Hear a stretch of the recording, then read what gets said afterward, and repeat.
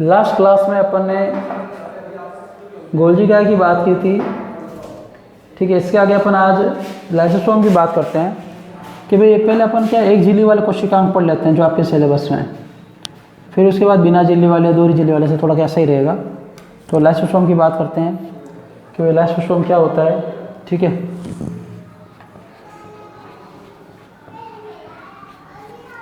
देखिए लाइसोसोम की खोज है, सब की बात करेंगे।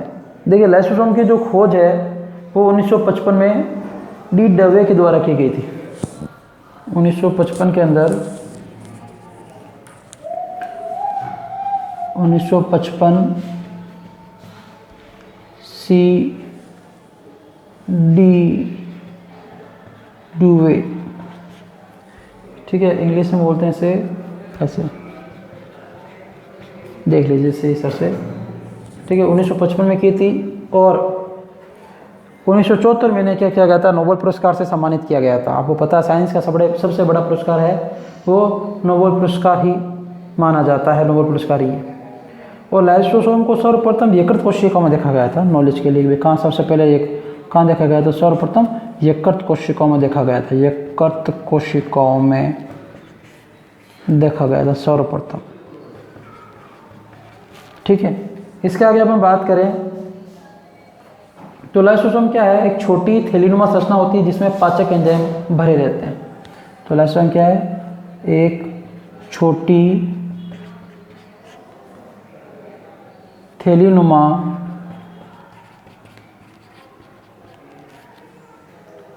संरचना होती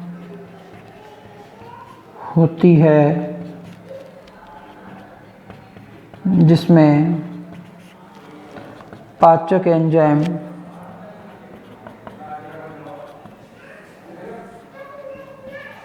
एंजाइम भरे होते हैं, ठीक है। जो आपके अब कौन कौन से एंजाइम, जैसे लाइपेज, प्रोटीएज, न्यूक्लिएज इत्यादि लिख देता हूँ।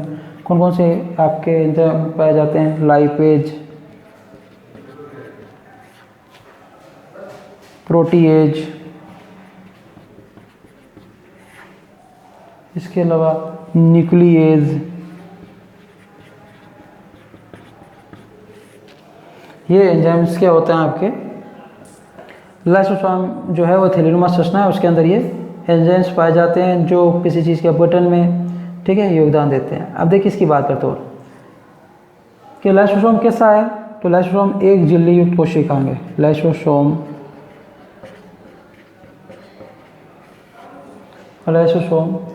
एक झिल्ली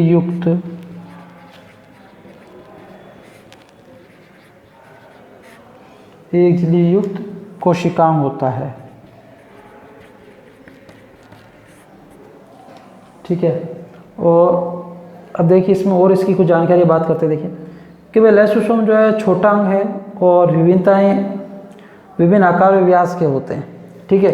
इसके लिए बात है, लाइसोसोम जो आपके ग्रीक भाषा से लिया गया शब्द है जिसका मतलब होता है पाचक काय, ठीक है, कि पचाने वाली जो शरीर होता है उसे बोला जाता है। और सामान्यतः जो लाइसोसोम की जो झिल्ली स्थिर होती है और ये लाइसोसोम के हाइड्रोलाइटिक एंजाइम को बांधे रखती है। तो लाइसोसोम क्या करता है, लाइसोसोम हाइड्रोलाइटिक एंजाइम को बांधे रखता है। हाइड्रोलाइटिक एंजाइम को बांधे रखता है, ठीक है। हाइड्रोलाइटिक मतलब होता है आपके ये किसी चीज़ को पचाने वाले एंजाइम होते हैं। और देखिए ये बांध रखते हैं, कोशिका झिल्ली में कभी छोड़ने नहीं देते हैं। कैल्शियम में ये हाइड्रोलाइटिक एंजाइम पाए जाते हैं और ये थैली में बंधे होते हैं। ये कभी क्या होते हैं, कोशिका झिल्ली में निर्मुक्त नहीं होने देते हैं, किंतु कभी कभी इसकी झिल्ली फट जाती है जिसमें भरा जो भी अपघटनीय एंजाइम है बाहर निकल कर क्या करते हैं, स्वयं ही लाइसोसोम का क्या कर देते हैं, अपघटन कर देते हैं। इस कारण इसे क्या कहा जाता है, आत्मघाती थैली या सुसाइड बैग भी कहते हैं। किसको, लाइसोसोम को। मैं लिख देता हूँ, देखिए कि वे क्या होते हैं कि वे बांधे रखते हैं और इन्हें कोशिका द्रव्य में मुक्त नहीं होने देते हैं। कोशिका द्रव्य में मुक्त नहीं होने देते हैं। ठीक है। कभी कभी क्या होता है, किंतु कभी कभी झिल्ली फट जाती है,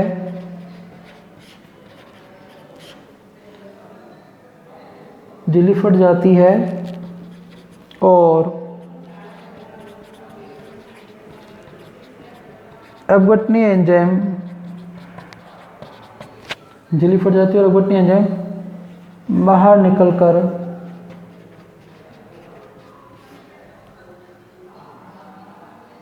स्वयं लाइसोसोम को अपघटित कर देते हैं, अपघटित करने लगते हैं। जैसे अपघटित करने लगते हैं, इसलिए क्या कहते हैं, लाइसोसोम को कोशिका की आत्मघाती थैली, यहाँ लिख रहा हूँ, लाइसोसोम को कोशिका की, लाइसोसोम को कोशिका की आत्मघाती थैली कहा जाता है। खुद को मारने वाली संरचना है। क्यों होता है ये कारण मैंने आपको स्पष्ट कर दिया, सिंपल सा है कि भाई ये क्या होता है, इसमें हाइड्रोलाइटिक एंजाइम होते हैं जो किसी चीज़ को पचाने वाले एंजाइम होते हैं, जिनमें थैले बंधे होते हैं और ये कोशिका द्रव्य मुक्त नहीं होने देते हैं, ये कोशिका द्रव्य में पाया जाता है, बंधे रहते हैं। अब क्या होता है, कभी कभी इनकी झिल्ली जो फट जाती है, झिल्ली फटने की वजह से एंजाइम क्या होते हैं, लाइसोसोम गिर जाते हैं, लाइसोसोम गिरने की वजह से लाइसोसोम का अपघटन हो जाता है और लाइसोसोम की खुद की क्या हो जाती है, मृत्यु हो जाती है। और ये किसमें नहीं पाया जाता है, तो ये स्तनधारी के आरबीसी के अलावा जंतु की सभी कोशिकाओं में पाया जाता है। ठीक है, अपनी क्या होती है, आरबीसी में नहीं पाए जाते हैं, बाकी सभी कोशिकाओं में ये प्रेजेंट होते हैं। और सभी जंतु कोशिका में पाए जाते हैं, पादप कोशिका में नहीं पाए जाते, ध्यान रखेंगे, सभी जंतु कोशिका में पाए जाते हैं, पादप कोशिका के अंदर नहीं पाए जाते हैं। ठीक है, देखिए इसके और आगे बात करते हैं, इसके कुछ महत्वपूर्ण तत्वों की बात करते हैं। ठीक है, लाइसोसोम के कार्य की बात करेंगे और इसके कुछ महत्वपूर्ण पॉइंट्स उनकी भी चर्चा करेंगे अपन, इसके आगे फिर पढ़ेंगे।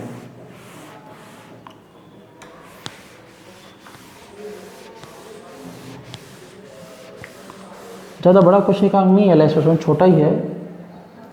अब देखिए कि भाई 1964 के अंदर पी मार्टिले एक वैज्ञानिक थे, उन्होंने न्यूरोस्पोर नामक कवक में इन्हें देखा था। वेबर ने बात की थी कि ये पादप कोशिका में नहीं पाए जाते, पादप कोशिका में नहीं पाए जाते हैं। ठीक है, इसके अलावा बात है 1964 में वैज्ञानिक थे पी मार्टिले, इन्होंने न्यूरोस्पोरा नामक कवक में इन्हें देखा था। ठीक है, न्यूरोस्पोरा क्या है, कवक आप आगे पढ़ेंगे। न्यूरोस्पोरा एकमात्र ऐसी कवक जिसमें सबसे ज़्यादा आनुवांशिकीय अध्ययन हुए हैं। अब देखिए, कुछ पादपों के जो विभ्युतिक ऊतक है, जो विभाजन करने वाले ऊतक होते हैं, ऊतकों वाले क्षेत्रों में भी इसे देखा जा सकते हैं। ये विशिष्ट पाचन करने वाले अंगों की कोशिकाओं में एंजाइम की क्रिया में भाग लेने वाले अंगों की कोशिका में बहुत अधिक पाए जाते हैं और सामान्य जीवाणु कोशिका में अनुपस्थित होते हैं। किसमें नहीं पाए जाते हैं, जीवाणु कोशिका में अनुपस्थित होते हैं, जीवाणु कोशिकाओं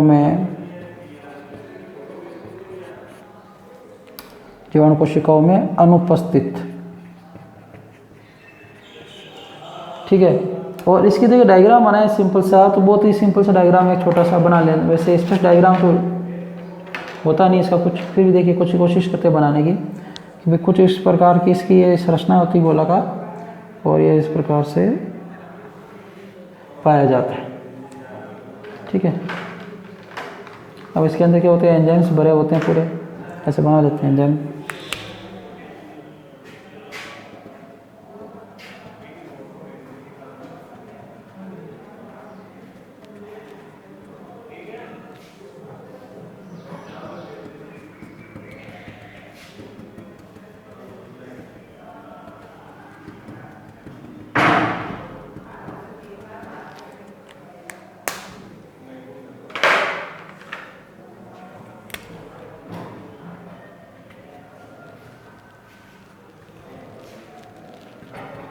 ये लाइसोसोम का डायग्राम कुछ इस प्रकार का होता है।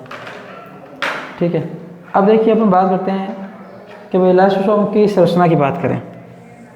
तो लाइसोसोम के चारों ओर क्या होती है, लाइपोप्रोटीन की एक स्तरीय बाह्य झिल्ली पाई जाती है। इसके क्या होती है, लाइपोप्रोटीन की एक स्तरीय झिल्ली पाई जाती है, जो देखने में कैसी दिखाई देती है, प्लाज्मा झिल्ली के समान दिखाई देती है। और लाइसोसोम के अंदर स्ट्रोमा और एक बड़ी क्या होती है, वैक्यूल रसदानी पाई जाती है। इससे बड़ी बड़ी क्या है, रसदानी या अपन कैसे रिक्तिका पाई जाती है। साथ में इसमें क्या पाई जाती है, आपके ये जो अपन पाए जाते हैं स्ट्रोमा पाए जाते हैं, ठीक है, पिट्टिका बोलते हैं। और लगभग 1 दर्जन से अधिक पाचक एंजाइम रसदानी में भरे होते हैं। 1 दर्जन से अधिक, 12 से अधिक पाचक एंजाइम, 12 से अधिक क्या होते हैं, पाचक एंजाइम इसमें पाए जाते हैं। और लाइसोसोम का जो व्यास है, लाइसोसोम का जो व्यास है ये आपके होता है 0.4 माइक्रोन से 0.8 माइक्रोन। माइक्रोन में आपको बता चुका हूँ, 10⁻⁶। और इसमें पाए जाने वाले अपघटनीय पाचक एंजाइम की जो पीएच होती है, कि भाई जो एंजाइम पाए जाते हैं, एंजाइम पाए जाते हैं, कौन सा एंजाइम, अपघटनीय एंजाइम जो किसी चीज़ को पचाने की क्षमता रखते हैं। अपघटनीय एंजाइम की जो पीएच है, पीएच का मान क्या होता है, अम्लीय होता है। ध्यान रखें, क्वेश्चन पूछा सकता है कि जो एंजाइम पाए जाते हैं उनकी पीएच किस प्रकार की होती है, तो अम्लीय पीएच के होते हैं, ठीक है। अब देखिए इसमें और अपन बात करें तो आपकी डिटेल में तो दिया हुआ नहीं है, तो लाइसोसोम के प्रकार भी पढ़ते हैं कि लाइसोसोम जो है इसमें बहुरूपता पाई जाती है, 4 रूपों में पाया जाता है। प्राथमिक लाइसोसोम, द्वितीयक लाइसोसोम, और एक होता है अवशिष्ट काय, और चौथा होता है स्वबक्षी धानिकाएँ, जिसे साइटोलाइसोसोम कहते हैं। अब इनके बारे में क्या आपको नहीं पढ़ा रहा क्योंकि आपके सिलेबस में नहीं है, बाकी में पढ़ाने में कोई तकलीफ नहीं है, ठीक है। आप बड़ी क्लासेज में इनके बारे में पढ़ेंगे, इनका क्या कार्य होता है, किस प्रकार से ये किन कार्यों से संबंधित होते हैं। तो ये लाइसोसोम के प्रकार जो है आपके सिलेबस में दिए हुए नहीं है, एनसीईआरटी के अकॉर्डिंग देखें, ठीक है। एनसीईआरटी के अंदर सिर्फ आपके इनके संरचना के बारे में और इनके कार्य के बारे में ही दिया गया है, ठीक है। और अब देखिए इसके बाद में बात करें अपन लाइसोसोम जो है, आगे बात करते हैं लाइसोसोम की। तो लाइसोसोम की आपके संगठन की बात करते हैं कि भाई लाइसोसोम है वो किन किन चीज़ों से मिलकर बना है, ठीक है। तो लाइसोसोम विभिन्न प्रकार के जल अपघटनीय एंजाइमों से भरे होते हैं, और इनमें रासायनिक परिभाषा के अनुसार लाइसोसोम जो है एसिड हाइड्रोलेज से परिपूर्ण शरीर होता है। और इसमें एसिड फास्फेट भी पाए जाते हैं। क्या पाए जाते हैं, एसिड हाइड्रोलेज, एसिड हाइड्रोलेज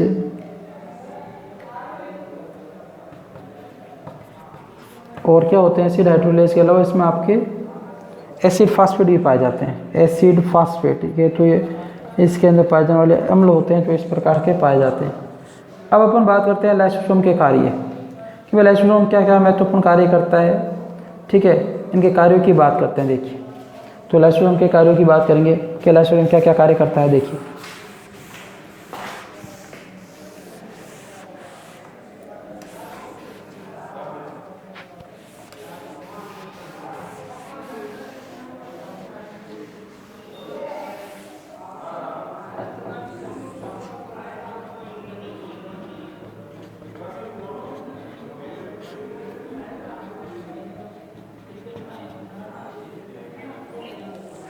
तो लाइसोसोम के कार्य की बात करते हैं कि लाइसोसोम क्या कार्य करता है। देखिए इसकी बात करते हैं कि ये कोशिका द्वारा ग्रहण किए गए पदार्थों का पाचन करता है। तो ये कोशिका द्वारा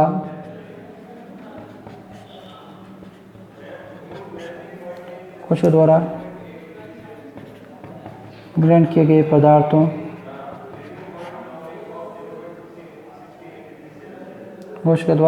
पदार्थों का पाचन करता है।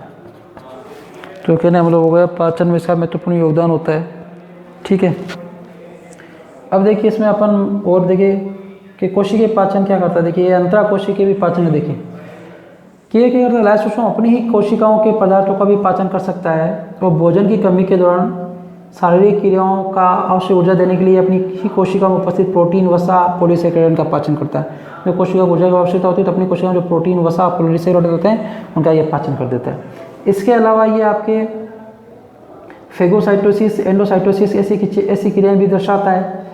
और इसके अलावा ये आपके क्या करता है कि रोगजनक परिस्थितियों के अंदर जब कोशिका मृत हो जाने पर इसके लाइसोसोम फट जाते हैं और समस्त अंतर्वस्तुओं का पाचन शुरू कर देते हैं।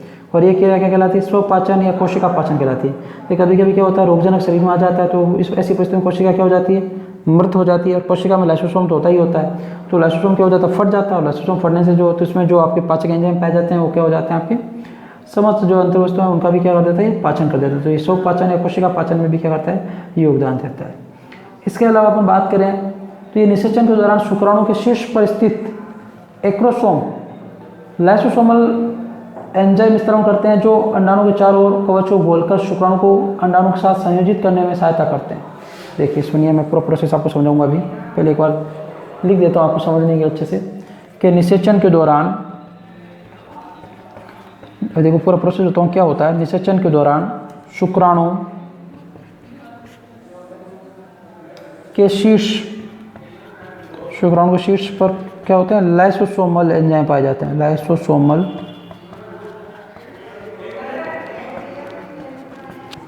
तो लाइसोसोमल क्या होते हैं? एंजाइम पाए जाते हैं। और ये क्या करता है? अंडाणु के चारों ओर के कवच को गोलकर शुक्राणु व अंडाणु को संयोजित करने में सहायता करता है।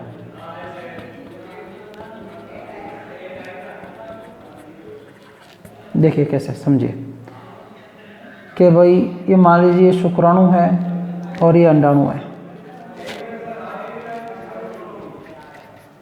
आपने ये बात तो सुनी है, पढ़ा भी है कि शुक्राणु बहुत स्रावित होते हैं। एक ml के अंदर लाखों शुक्राणु होते हैं, अंडाणु एक ही सज्जित होता है। शुक्राणु की संरचना बनाओगे तो सूक्ष्म संरचना होगी। इसकी थोड़ी सी मैं संरचना आपको समझाने के लिए बनाऊँ तो ये इसका शीर्ष वाला भाग होता है, और ये इसका बीच वाला भाग होता है, और पीछे ये पूंछ वाला भाग होता है। इतना बड़ा डायग्राम होता नहीं, लेकिन सूक्ष्म दृष्टि में देखें तो बड़ा पाया जाता है। और ये बीच में क्या होते हैं? इस प्रकार से आपके माइटोकॉन्ड्रिया पाए जाते हैं, जो इसको क्या करते हैं? ऊर्जा देने का कार्य करते हैं। पूंछ है जो उनकी गति में मदद करती है। इस आगे वाले भाग को बोला जाता है एक्रोसोम, शीर्ष वाले भाग। ठीक है, तो शीर्ष में अब देखिए क्या होता है कि ये अंडाणु जो होता है इस पर क्या होती है? झिल्लियाँ पाई जाती है। ठीक है, कि जो अंडाणु होते हैं इनके ऊपर क्या पाई जाती है? झिल्लियाँ पाई जाती है। ठीक है, और ये झिल्लियाँ जो होती है शुक्राणु को आसानी से अंदर नहीं जाने देती है। ठीक है, और शुक्राणु चाहता है कि भाई इसके अंदर कि भाई आसानी से प्रवेश कर जाए। ठीक है, तो इसको क्या है, किस प्रकार से अंदर प्रवेश करता है उसकी बात करेंगे कि भाई आपके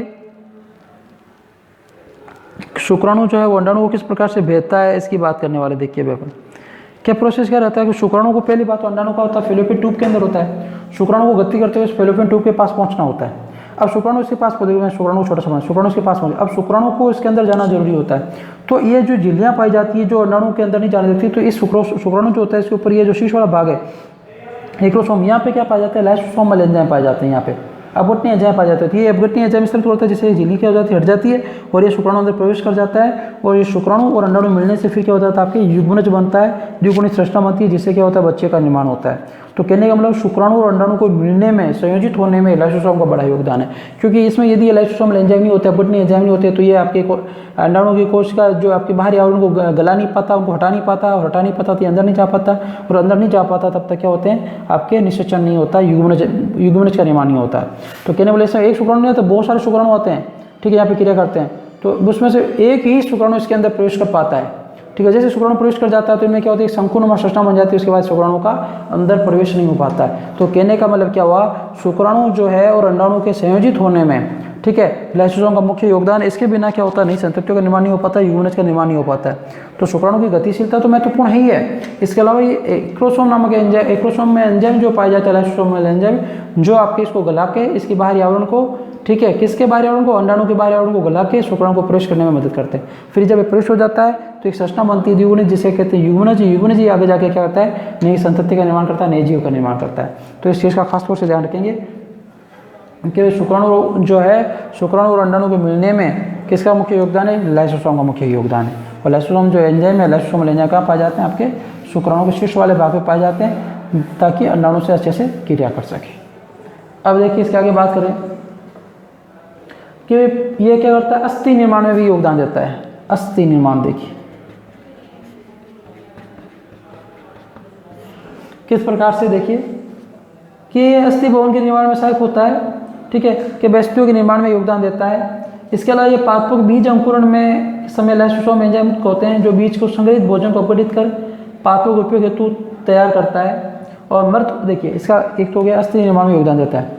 क्या अस्थि भवन क्रिया होती है, अस्थि भवन होता है अस्थियों का निर्माण, अस्थि भवन की क्रिया या अपन कह सकते हैं अस्थि निर्माण में इनका मुख्य योगदान होता है। तो अस्थि भवन की क्रिया में योगदान देता है। इसके अलावा बात करें इसकी तो पादपों बीज अंकुरण में,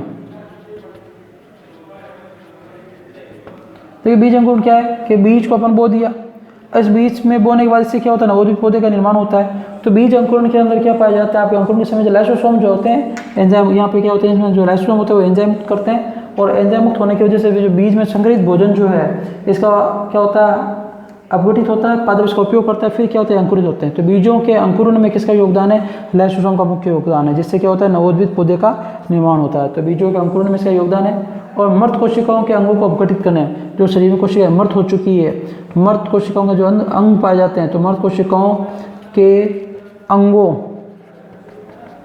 मृत कोशिका के अंगों के अपघटन में इनका मुख्य योगदान है, मुख्य सहयोग दिया जाता है इनके द्वारा कि इनका अपघटन करने में, ठीक है, ताकि मर गई कोशिकाओं का कोई रोल नहीं तो उनको अपघटित करने का कार्य किसके द्वारा किया जाता है, लाइसोसोम के द्वारा किया जाता है, ठीक है। अब देखिए इसके अलावा बात करें कि लाइसोसोम में ये क्या करता है, कुछ बाह्य कण जो पाए जाते हैं ये लाइसोसोम की पारगम्यता को बढ़ाते हैं। तो ये क्या होते हैं, उस समय फट जाते हैं और कई रोगों को उत्पन्न करते हैं, ठीक है, कई रोग उत्पन्न हो जाते हैं। तो ये क्या करते हैं, रोग को फैलाने में इनका भी योगदान होता है। और अभी अपने पढ़ा कि वे अस्थि भवन का निर्माण करते हैं, अस्थि जनन की क्रिया करते हैं, अस्थि निर्माण में योगदान देते हैं। तो इसका कैसे होता है कि अस्थियों का निर्माण क्या होता है, ओस्टियोब्लास्ट कोशिकाओं के अंदर क्या पाए जाते हैं, लैक्टिक एंजाइम पाए जाते हैं, जिससे क्या होता है आपके कोर्टिलेज जो मायोमेट्रिक्स होता है उसके द्वारा क्या होता है अस्थि निर्माण होता है। 7वां चैप्टर पढ़ेंगे उसमें अपन पढ़ेंगे इनके बारे में, ठीक है। अपने 7 नंबर चैप्टर है एनिमल टिश्यूज में बात करेंगे वो डिटेल में। और कोशिका विभाजन में इनका मुख्य योगदान है कि समसूत्री कोशिका विभाजन जो होता है उसके उत्प्रेरण में और उसके प्रारंभ में, मतलब उसको उत्प्रेरित करना, बढ़ाना और उसको स्टार्ट करने में किसका योगदान है, लाइसोसोम का योगदान होता है। लाइसोसोम के द्वारा क्रिया होती है।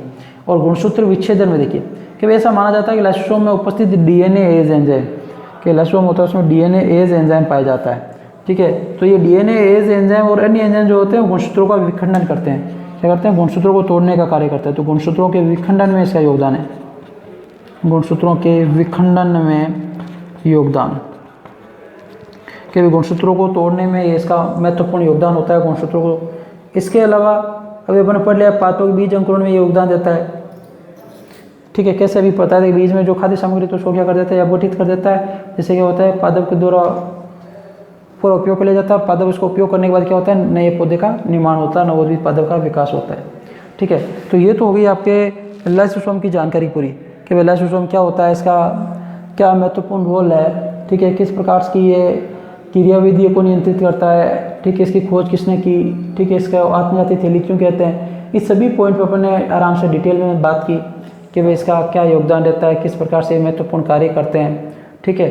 ये सभी जानकारी इसके बारे में हो गई, ठीक है। अब अपन क्या है कि एक झिल्ली वाले कोशिकांग आपके लगभग तो पूरे हो ही गए हैं, कुछ और बचे उनको भी कर लेंगे। नेक्स्ट अपन जो पढ़ेंगे अपन अब दोहरी झिल्ली वाले कोशिकांग की बात करेंगे सबसे पहले। तो अपन दोहरी झिल्ली वाले कोशिकांग होने के बाद अपन फिर बिना झिल्ली वाले कोशिकांग है उनकी भी बात करेंगे, ठीक है। अब देखिए अपन को सिलेबस में जो है उन कोशिकांग की भी बात करेंगे। मैं आपको इससे पहले लिखवा चुका था, एक झिल्ली वाले, दोहरी झिल्ली वाले सब लिखवा दिए थे। कुछ सिलेबस में नहीं है उनके बारे में मैंने लिखवा दिया था कि भाई सिलेबस में हो या नहीं हो आपको पता होना चाहिए। देखिए अपन एक झिल्ली में लाइसोसोम पढ़ चुके हैं, गोल्जी का हो गया, अंत्यप्रदेव जालिका, देखिए रिक्तिका आप कल रिक्तिका पढ़ेंगे एक झिल्ली के अंदर, ठीक है। रिक्तिका, कोशिका सभिका, पक्षमाभिका, ठीक है, ये परोक्सिसोम, ऑक्सिसोम, ग्लाइओक्सिसोम ये थे आपके। और बिना झिल्ली के अंदर देखिए आपके राइबोसोम है, तारका, ये तारक के अंदर, इनको एक साथ में पढ़ेंगे। तो पहले एक झिल्ली वाले, फिर अपन बिना झिल्ली वाले या दोहरी झिल्ली वाले कोई भी स्टार्ट कर लेंगे, ठीक है। फिर अपन इसके अंदर आगे और पढ़ते जाएंगे। जो अपने फिका सभिका है, पक्षमाभिका, ये भी इनको भी पढ़ेंगे। तो झिल्ली वाले को एक झिल्ली वाले पहले पढ़ेंगे, फिर दोहरी झिल्ली वाले पढ़ेंगे, फिर बिना झिल्ली वाले पढ़ेंगे, या पहले आपके बिना झिल्ली वाले पढ़ेंगे। इससे क्या क्रम रहेगा आपको पता रहेगा। अभी अपन शुरुआत में सर ने जो पढ़ाया वो एक झिल्ली वाले हैं, ठीक है, बीच में 2 झिल्ली वाले, इस प्रकार से आपके नॉलेज में भी काम, आपके आगे भी काम आएगा, आपको पता भी रहेगा, कन्फ्यूजन भी नहीं रहेगा कि 1 झिल्ली वाले कौन से है, 2 झिल्ली वाले कौन से है। ठीक है, तो आज के लिए अपन इतना पढ़ेंगे, कल नेक्स्ट क्लास से नेक्स्ट कोशिका हम स्टार्ट करेंगे। आज के लिए इतना ही, बहुत बहुत धन्यवाद।